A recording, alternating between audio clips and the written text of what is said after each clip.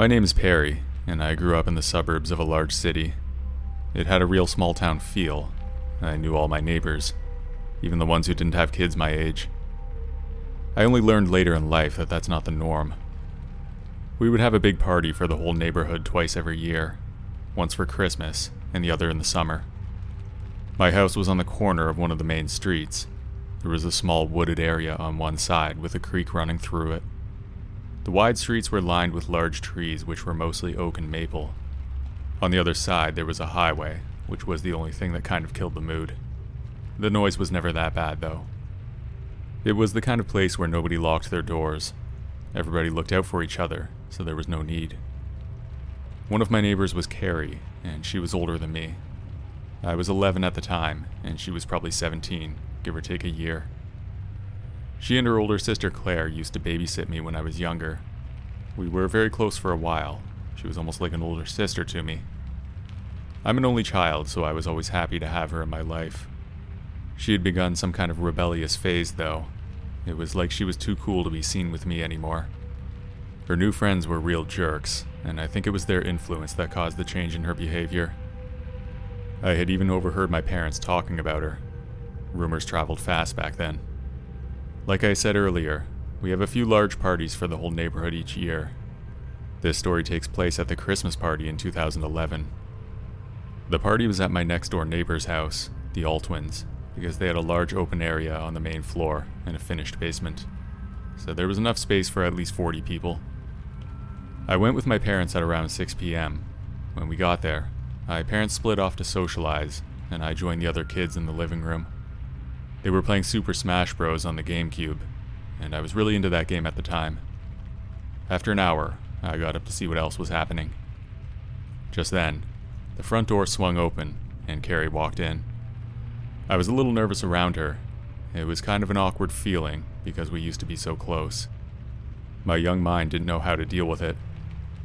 With her was her new boyfriend Brad, who I'd seen around a few times, but I didn't like him. He seemed like your typical arrogant bully. Brad was tall, probably 6'3", and muscular. He had short brown hair and a patchy beard. Not bad for a guy his age, to be fair. As soon as they entered, I knew they were drunk. Even at 11 years old, it was obvious to me. In fact, that was probably the first time I'd ever seen somebody drunk in real life. I probably only recognized it because of movies and TV. Feeling uncomfortable, I turned away and went back to the video games. There's safety in numbers, I guess. Not long after, I heard an argument break out. Carrie was going at it with her dad, who was at the party already. He was trying to de-escalate the situation, no doubt trying to reduce the embarrassment that he must have been feeling. She was belligerent, though. Things only got worse when Brad joined in. I turned around to look at what was happening. I couldn't help myself. They were standing there in the kitchen area. It was all a big open space, though, so everybody could see what was going on. Carrie's dad was trying to get them to leave, but they wouldn't go. I was shocked, however, when Brad pulled a folding knife out of his pocket and opened it. He didn't point it at anybody in particular, but taking it out at all was a threat in itself. Just then, Carrie's dad erupted in a fit of rage. He and Brad were screaming at each other with an intensity I'd never seen before. I'm sure he felt that Brad had corrupted his daughter, a very understandable feeling. Mrs. Altwin then yelled that she was calling the police. That must have been enough to spook them, because Carrie and Brad left immediately. Several minutes later, Mrs. Altwin came up to me and the other kids and told us that the party was over. Who could blame her? My parents and I went home, along with everyone else. The next morning, a police officer came to our door. I watched from around the corner when my father talked to him. I couldn't hear the conversation, though. After the officer left, I was too scared to ask my dad what it was all about. The truth would come out soon enough, though.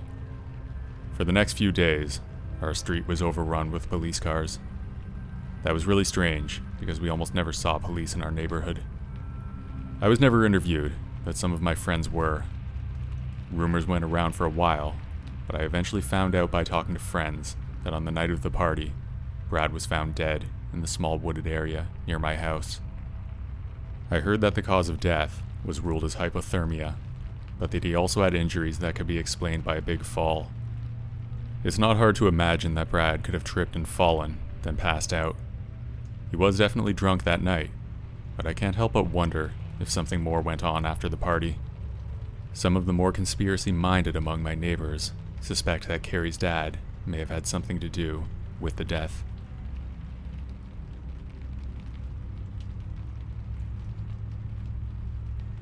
This took place around 20 years ago.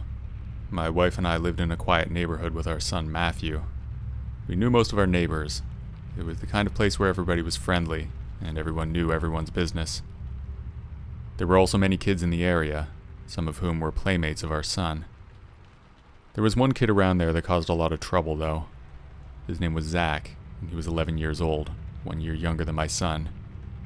Zach was short for his age, but he was strong too. Not fat, but he was really thick, almost muscular. He was always getting into fights with the other neighborhood kids, but he always had an excuse.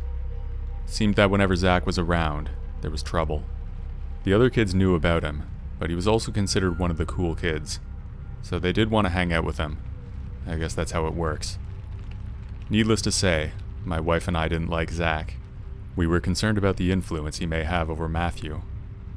His parents didn't do anything about his bad behavior, so there wasn't a whole lot we could do. Things went way too far one day, though. Matthew came home from hanging out with his friends, and when he walked in the door of our house, a pungent smell hit me. It was the unmistakable smell of gasoline, and it was coming from my son. I looked up at him, and I could tell he was distressed. He wasn't crying, but it looked like he was close. Matthew was scared to death. He stood there in the doorway trembling as I got up from the couch. I walked over to him and put my hand on his shoulder. I felt something wet on my hand. When I smelled it, I realized Matthew was soaked from head to toe in gasoline. After he got cleaned up, we sat down in the living room and he told me what happened. Matthew and his friends were walking through the woods and they ran into Zach and some other kids. Zach had a water jug filled with gasoline, but I never found out why. I'm not sure exactly what led to it, but Zach poured the gasoline all over Matthew's head. Then he pulled out a lighter and pretended to light it. The other boys stood there in horror, but none of them did anything. Eventually, Zach let them go, and they all ran home. To me, that really crossed the line. Up until then, Zach's behavior was bad, but not far out of the ordinary. This incident made me fear for my son's life.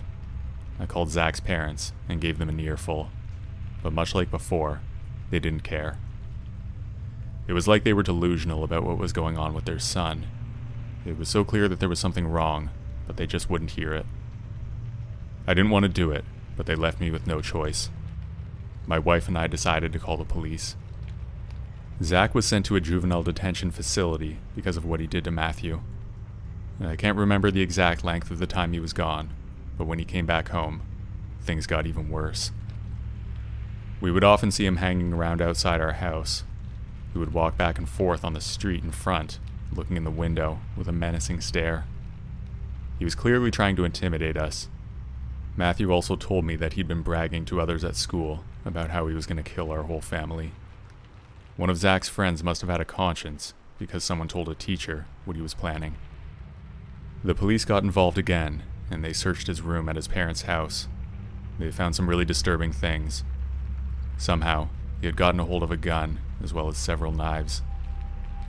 They also found a journal where Zach had written about all the things he was planning to do to my family. After that happened, Zach's family moved out of our neighborhood, and that was the last time we saw him. Fortunately, his plans were never fulfilled.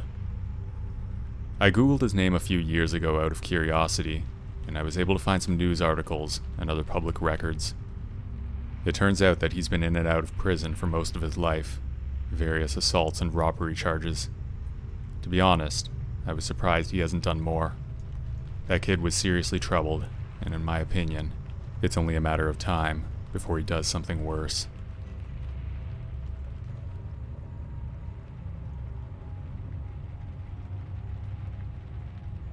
I grew up on a farm. My dad was building the house while we were living in it, so the front door was not complete. We didn't even have a lock on the door or a doorbell. That's why we moved into a duplex in town. There were 2 doors in the front. The first door went 7 steps down to our unit. The second door went 7 steps up to the other unit. An old lady lived up there. I was around 9 years old at the time. One day after school, I was outside playing in front of our door. It was the first time we actually had a lock on our door, and it was the first time we had a doorbell as well. So I would lock myself out and then ring the doorbell. My mom was home in the kitchen making dinner, which was located towards the back. My mom would come and open the door. I did this twice. I was surprised that my mom was not mad at me. I was going to lock myself out a 3rd time, but I figured I better not. What if my mom got tired of coming out to unlock the door for me?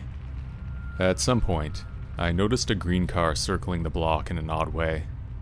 Given the location of where we lived in relation to the town as a whole, it made no sense for a car to be traveling in that direction. It came from the north and turned west onto our street, passed by me, then turned north. It was going in a circle. It was also moving quite fast. Sure enough, it circled again and stopped right in front of our place. This set off alarm bells in my head. In a small town, you don't park in front of someone's place unless you belong there. And anyone belonging to our place would have parked in the driveway. 2 guys got out of the car. One was an older guy, probably late 30s or early 40s.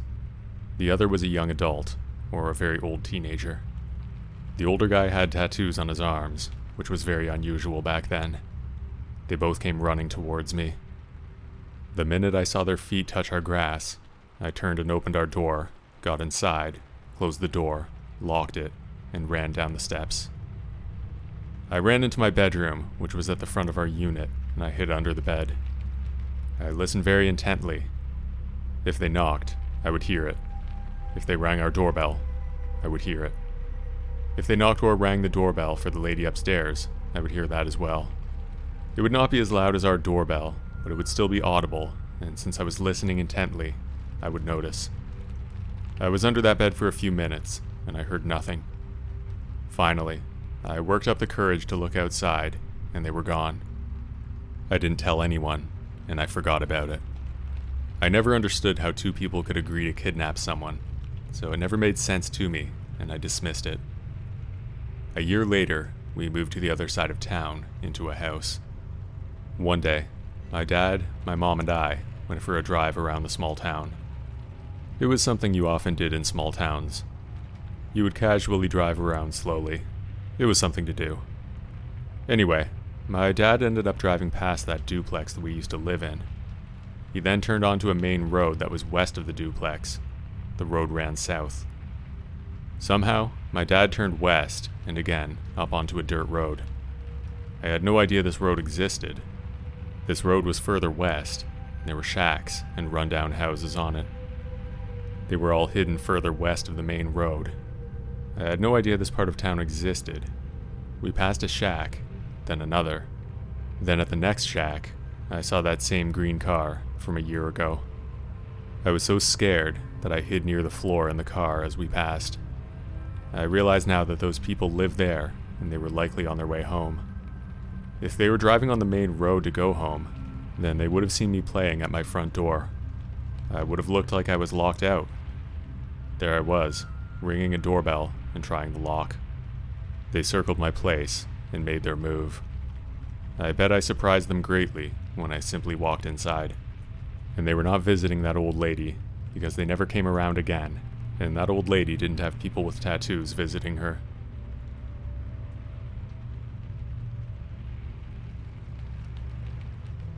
My name is Robbie, and I'm a 28-year-old male from central England in the UK. Our house was semi-detached with a next-door neighbor. There were 3 more semi-detached houses to the right of ours. There was a field with a park to the back of my house, and a small tree situated just near our path. In March of last year, I was helping my family to construct a fence.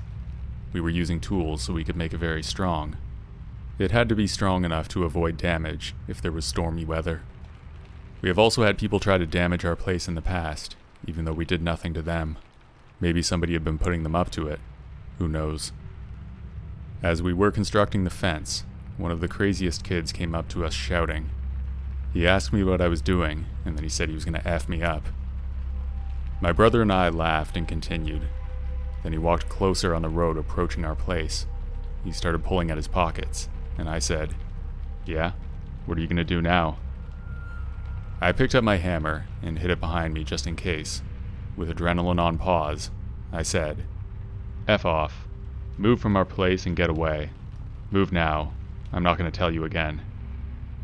I have some PTSD and possibly some mild TBI due to a vile scumbag in the past years who had thrown a brick at my head for no reason, but that would be another story.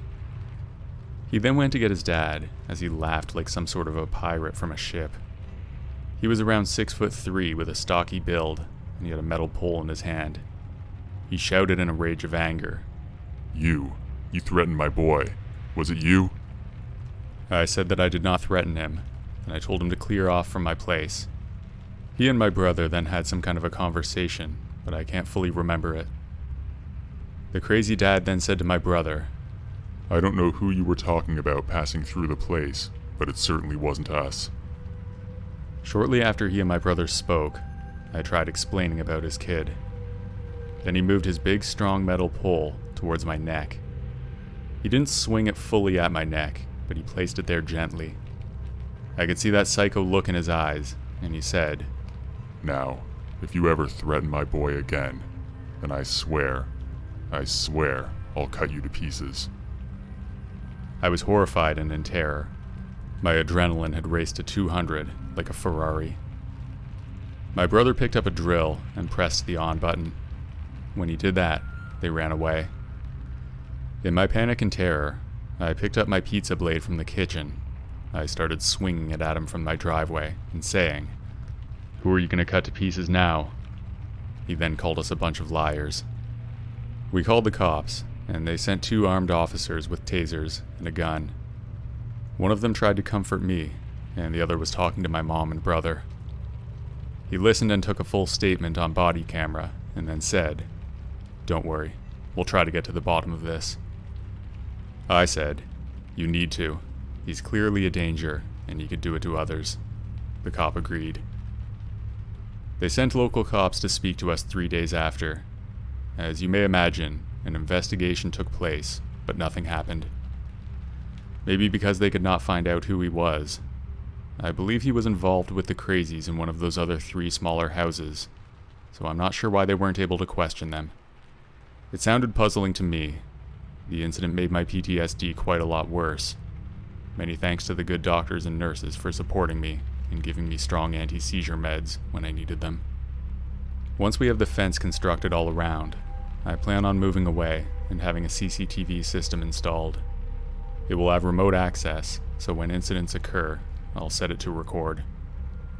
My brother will probably stay to support my mom. As for crazy Asylum Dad, let's never ever meet for eternity.